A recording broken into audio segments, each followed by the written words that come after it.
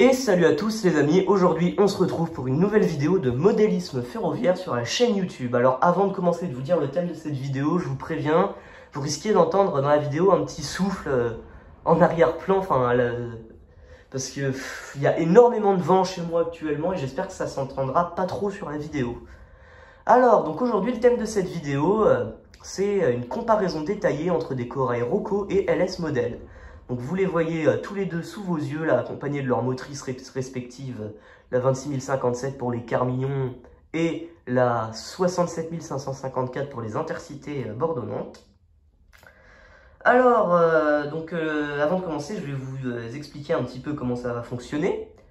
Je vais me baser sur un système de notes, je vais mettre des notes. Et alors on va noter donc plusieurs choses sur les corails. Tout d'abord la qualité de reproduction extérieure. Les petits soucis qu'il peut y avoir par-ci par-là. On va également noter donc le dessous des corails. Donc le dessous, vous allez voir pourquoi.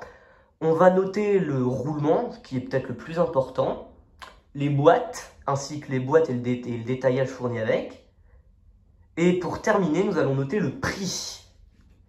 Alors, je précise que je suis personne pour mettre des notes. Si je mets des notes, c'est pour que vous vous rendiez un peu plus compte de la qualité de reproduction de chacun des corails. Et ce n'est que mon avis personnel, bien entendu. Je vous encourage à vous former votre propre avis. Mais si je fais cette vidéo, c'est si vous comptiez vous acheter l'un de ces deux modèles de corail, je préfère que vous...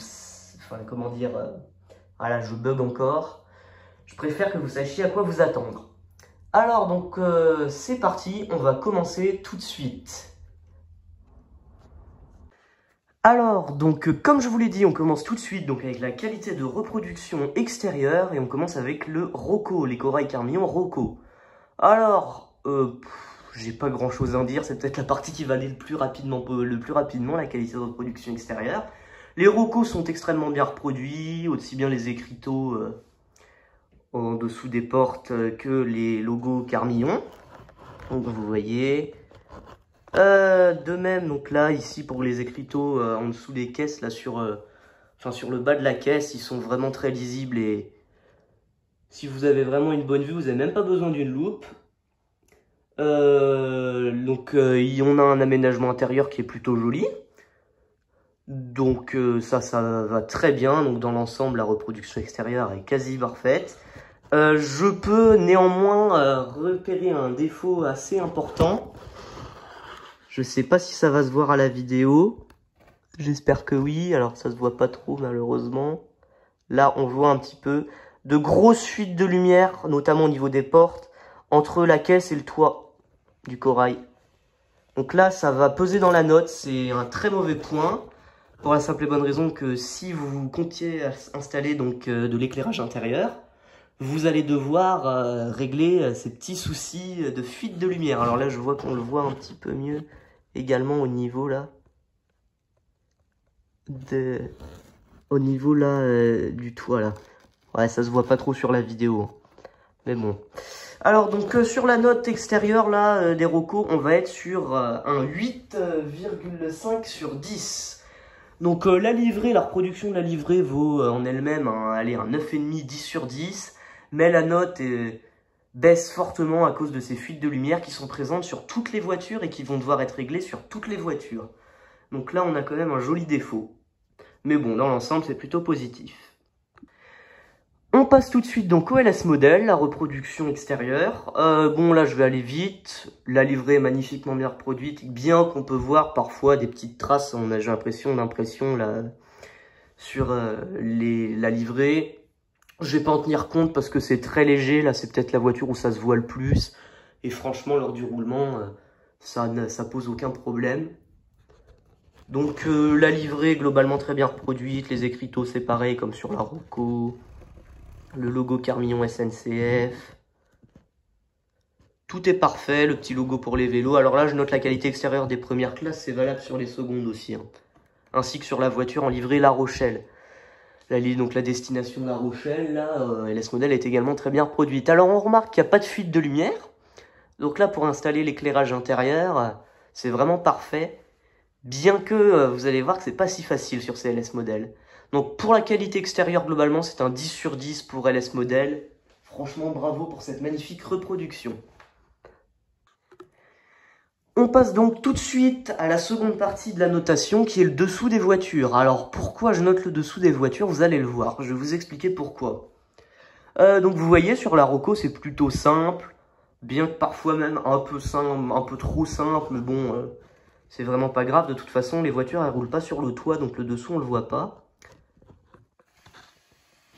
Et donc sur ces Roco, cette simplicité va valoir un 9 sur 10. Alors pourquoi une si bonne note pour un dessous qui est plutôt simple par rapport au LS Model comme on va le voir? Parce que pour installer l'éclairage intérieur, notamment au niveau des bogies, pour la prise de courant ça va être plutôt simple à mettre en place et il va y avoir aucun problème. Donc à part la fuite de lumière à colmater dans la première partie, l'éclairage intérieur va être plutôt simple à installer sur ces Roco. Donc c'est pour ça que ça vaut un 9 sur 10. Maintenant on passe au LS Model. Alors les LS Model, eux vous voyez c'est bien plus complexe et détaillé que les Roco. Mais ça va valoir une moins bonne note et ça va valoir même seulement un 6 sur 10. Donc une note plutôt moyenne. Alors pourquoi une note aussi moyenne que ça? Eh bien pour l'éclairage intérieur. Vous voyez les bogies, vous voyez le dessous des machines et ça va être franchement, je pense pas que ce soit impossible, mais ça va être très très compliqué d'installer de l'éclairage et notamment de mettre la prise de courant sur ces machines.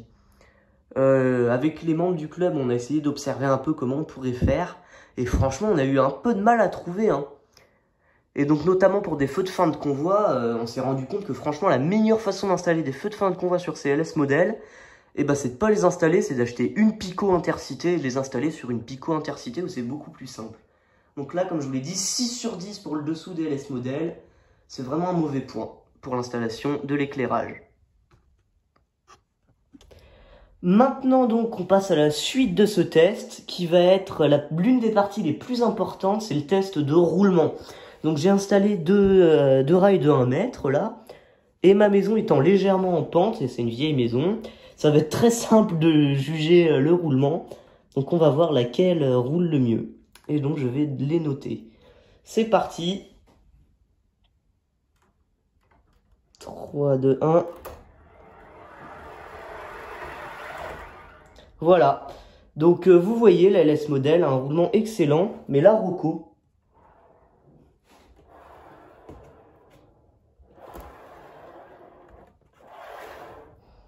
je vous promets que je n'ai rien trafiqué, j'ai vraiment rien fait. Le roulement est une vraie catastrophe, sachant que les rails là sont en descente.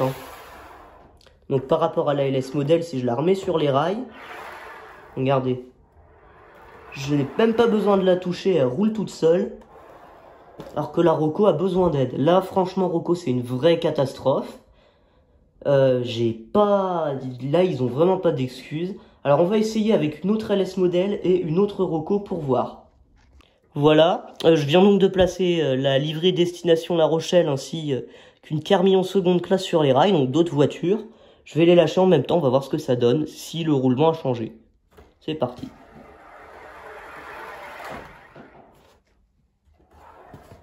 Voilà, toujours aussi catastrophique pour Roco. Alors je suis pas mal étonné parce que Roco, franchement, c'est connu pour son roulement exceptionnel. Je sais pas si c'est un problème sur les miennes. J'arrive pas trop à savoir à quoi ce mauvais roulement est dû. Bon, c'est sûrement dû à un frottement, mais j'arrive pas trop à savoir ce que c'est qui frotte. Et là, ouais, franchement, par rapport à LS Model, ce n'est même pas comparable. Vous voyez, la LS Model revient tranquillement, alors que la Roco reste sans bouger. Donc je vais mettre les notes. Pour la LS Model, là, ça va être un joli 9 sur 10. Alors, donc, pourquoi un 9 sur 10? Parce que c'est vraiment un excellent roulement. Une locomotive pas très puissante peut les tracter facilement, la rame de 6. Pourquoi j'enlève un point? Parce que c'est pas le plus beau déroulement que j'ai vu. Moi, le plus beau déroulement que j'ai vu, c'est sur des corails bizarrement Roco. Des corails orange, qui avaient un roulement excellent. J'ai jamais vu ça, mais vraiment, la moindre petite bosse sur le réseau, et il descendait, quoi. Enfin, il roulait tout seul, quoi. C'était incroyable. les LS modèles, donc très bon roulement. Et pour les Roco, là, ce roulement, c'est inexcusable, surtout que les 6 voitures sont comme ça. Je vois pas, franchement, soit j'ai pris une mauvaise série, soit j'ai vraiment pas de chance, parce que sur ça, c'est comme ça sur les 6 voitures. Et donc une rame de 6 avec un roulement comme ça, c'est très difficile à tracter. J'ai envie de vous dire, encore heureux que ma 26057 soit très puissante. Donc là, c'est inexcusable et je vais en tenir bien compte dans ma notation. Pour Roco, c'est 1 sur 10. 1 sur 10, voilà, une note catastrophique, hein, mais là, c'est vraiment un problème trop grave pour pouvoir passer, pour que je puisse passer à travers, quoi. Et pour que je puisse leur excuser ce petit souci-là. Donc voilà, maintenant on va passer à la notation des boîtes. C'est parti. On passe tout de suite aux boîtes et aux détails. Alors pour les boîtes Roco, un bon point au niveau du détail, au niveau du sachet de détaillage, il est bien protégé dans son petit compartiment. Et des attelages harpons sont fournis avec les voitures. Très bon point, on n'aura pas besoin de les acheter. Pour un mauvais point, les boîtes en plastique ont tendance à prendre des impacts par endroits lorsqu'on les transporte, même en faisant attention. Et ont tendance à se rayer également avec le transport. Le plastique a tendance à se rayer quand on met les boîtes les unes sur les autres et tout ça. Et surtout, le plus gros des problèmes, parce qu'encore ça peut être passable, les boîtes qui se rayent un petit peu, bon voilà, c'est pas flagrant. C'est ce marchepied, vous voyez, c'est quasiment sur toutes les voitures qui ont tendance à se tordre lorsqu'on les transporte. Donc, vous voyez le marchepied là complètement tordu. Ça c'est un très mauvais point. Donc, pour les boîtes cristal là, Roco. Donc néanmoins, les attelages harpons rapportent vraiment beaucoup de points là. Et je vais être plutôt indulgent, je vais mettre seulement allez, un 7,5, même 8 sur 10 pour ces boîtes là. Je suis plutôt indulgent. On va donc passer ensuite aux boîtes LS Model. Alors, les LS Model sont vendus par coffret de 3.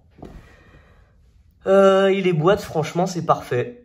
Il n'y a rien à dire. Vous avez le sachet de détail qui est bien protégé dans la mousse. La mousse qui protège bien les voitures. Pas de problème de marchepied comme sur les Roco et les berceaux en plastique. Aucun problème. Les boîtes sont sobres et jolies. Hein. Ces boîtes LS Model, c'est tout gris. J'ai pas grand chose à dire dessus. Alors, si ce n'est au niveau du sachet de détail, en haut, là, vous voyez, je vais pas vous le sortir. Alors, je sais pas très bien si je peux reprocher ça à LS Model, mais elles sont toutes fournies avec des attelages à boucle. Et comme on va le voir avec le prix des machines, le prix des voitures, j'aurais préféré une autre sorte d'attelage. Alors, je sais que Roco détient le brevet pour les attelages harpons, et donc LS Model peut pas mettre des attelages harpons. Et je remercie d'ailleurs la Passion des Trains pour m'avoir fait cette précision que j'avais complètement oubliée. Mais néanmoins, je sais pas, LS Model a inventé un système d'attelage plus réaliste que les attelages à boucle, ou faites quelque chose, parce que ça reste une catastrophe quand on est obligé de racheter. Donc pour une rame de 6 éléments, on est obligé de racheter une douzaine quoi d'attelages harpon. Donc c'est pas terrible. Donc là, ça va être un mauvais point. Malgré ça, je suis indulgent également sur ce point parce que je sais que il faudrait qu'ils inventent quoi un système d'attelage parce que ils peuvent pas prendre ceux de Roco. Donc ça va être un petit 9 sur 10 pour les boîtes DLS Model. Alors donc maintenant, on va passer également à un point très important, le prix. On se retrouve donc pour la dernière partie de ce petit débriefing et de cette petite comparaison entre ces deux corails, le prix. Alors, donc on commence par les Roco. C'est des corails qu'on trouve donc dans le commerce, environ 59 €. Moi, je les ai eu à 55 € et en vous débrouillant bien, vous pouvez les avoir peut-être un peu moins cher. Donc on va dire que le prix de base, c'est à peu près 55 €. Ce qui est un prix dans l'ensemble un peu cher, bon je vais dire, à cause de ces problèmes de roulement notamment. Sans ces problèmes de roulement, il les vaudrait largement, mais là, franchement, voilà. Donc, alors, je vais quand même être gentil parce que je sais que sans ce problème de roulement, il vaudrait largement ce prix. Donc, je vais mettre 8 sur 10. Pour les LS Model, on est à 250 € le coffret de 3. Ça fait à peu près du 85 € la voiture. Alors, je suis pas très fort en calcul, mais je crois que c'est à peu près ça. C'est beaucoup trop cher. 85 € la voiture, enfin, je sais pas, vous prenez une locomotive Jouet Formby, des débuts de Jouet Formby, pour 85 €, vous pouvez en avoir une, quoi. Et là, on vous vend des corails au prix d'une petite locomotive. Surtout un corail au prix d'une petite locomotive. Je trouve ça limite, moi. Donc c'est vraiment un peu cher. Je vais mettre seulement un 6 sur 10 pour le prix de ces LS modèles. Donc au final, je vais faire une moyenne donc, pour ces corails. Une moyenne donc, générale sur 20. On va être pour les corails LS modèles sur du 16 sur 20. Donc 16 sur 20 principalement pour remercier LS Model de ces magnifiques corails. Quand même, la reproduction est magnifique, ils sont vraiment très bien construits. Et néanmoins, j'ai enlevé 4 points à cause du prix. C'est une grande partie. Et de la difficulté de l'installation des petits... comment dire de l'éclairage et tout ça, quoi. J'ai pas tenu compte du fait que c'était pas fourni avec des attelages harpons. Enfin, j'en ai pas trop tenu compte puisque c'est... Enfin, c'est pas pareil, quoi, que pour Rocco, quand même. Alors, donc, Rocco, une moyenne, là, j'ai mis 13,5 sur 20. C'est pas terrible, vous allez me dire, pour des corails qui paraissent vraiment très jolis comme ça. Je vais pas vous mentir que, globalement, sans le problème de roulement, je pense que Rocco aurait été à la même moyenne que LS Model, voire peut-être même un peu plus. Parce que le seul problème majeur dessus, c'est cette petite fuite de lumière qui peut être résolue très facilement. Mais néanmoins, le problème de roulement est un énorme souci. Pour pas dire un gigantesque souci. Donc, voilà. Alors, donc, j'ai fini donc avec cette vidéo. J'espère que ce petit format vous aura plu.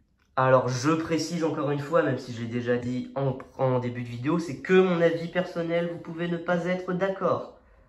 Mais bon, là, dans l'ensemble, moi, je vous conseillerais plus les LS Model que les Rocco en raison de leur roulement, je le répète encore. Donc, moi, je vous dis à bientôt pour de prochaines vidéos. Salut!